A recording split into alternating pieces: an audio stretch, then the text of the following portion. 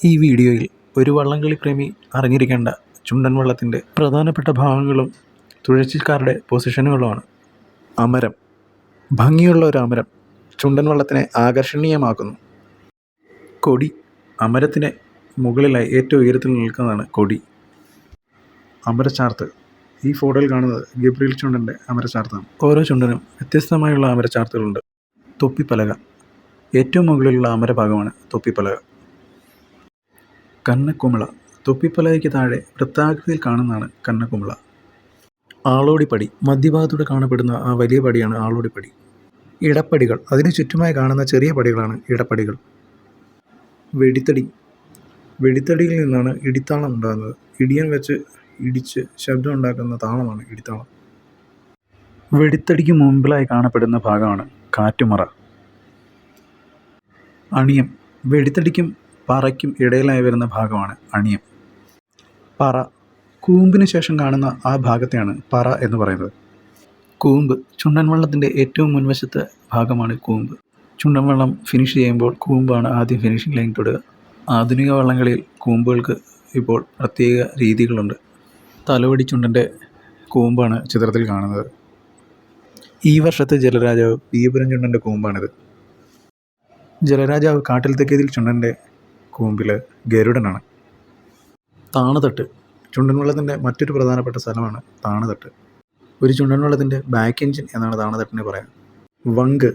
ഒരു ചുണ്ടൻ വള്ളത്തിൽ തുഴച്ചിക്കാർ ഇരുവശത്തും ഇരുന്ന് തുഴയുന്ന സ്ഥലമാണ് വങ്ക്.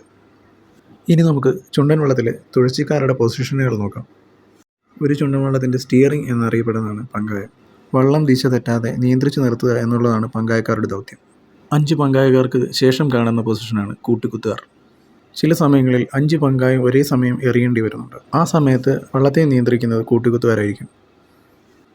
നിലക്കാർ അല്ലെങ്കിൽ താളക്കാർ. വള്ളംകളിയിൽ ഏറ്റവും പ്രാധാന്യമുള്ളതാണ് താളം. താണുതട്ടിൽ തുഴയുന്നവർ. വള്ളത്തെ ഏറ്റവും പവർഫുള്ളായി തുഴഞ്ഞു വെക്കുന്നത് താണുതട്ടിലുള്ളവരാണ്. അണിയം. ഒറ്റത്തുഴയ്ക്ക് ശേഷം വെടിത്തടി വരെയുള്ള ഭാഗമാണ് അണിയം. ഇടിയന്മാർ. വെടിത്തടിയിൽ ഇടിയൻ വെച്ച് ഇടിച്ച് താളം നൽകുന്ന 2 പേരാണ് ഇടിയന്മാർ. പെട്ടിപ്പുറം തുഴച്ചിൽക്കാർ.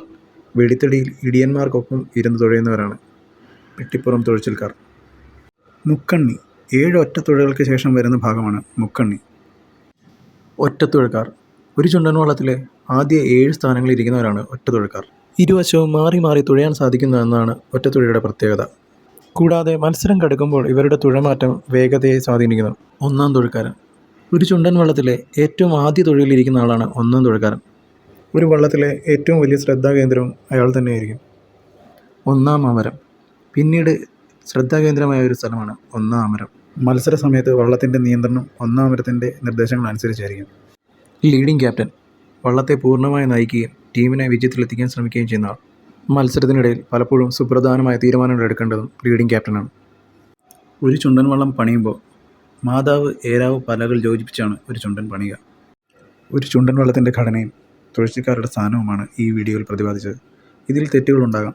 നിങ്ങളുടെ വിലയേറിയ നിർദ്ദേശങ്ങളും അഭിപ്രായങ്ങളും കമൻറ്റുകളായി രേഖപ്പെടുത്തുക. വീഡിയോ ഇഷ്ടപ്പെട്ടാൽ ഷെയർ ചെയ്യുക, ലൈക്ക് സപ്പോർട്ട് ചെയ്യുക. പുതിയൊരു വീഡിയോയുമായി കാണാം. Thank you all.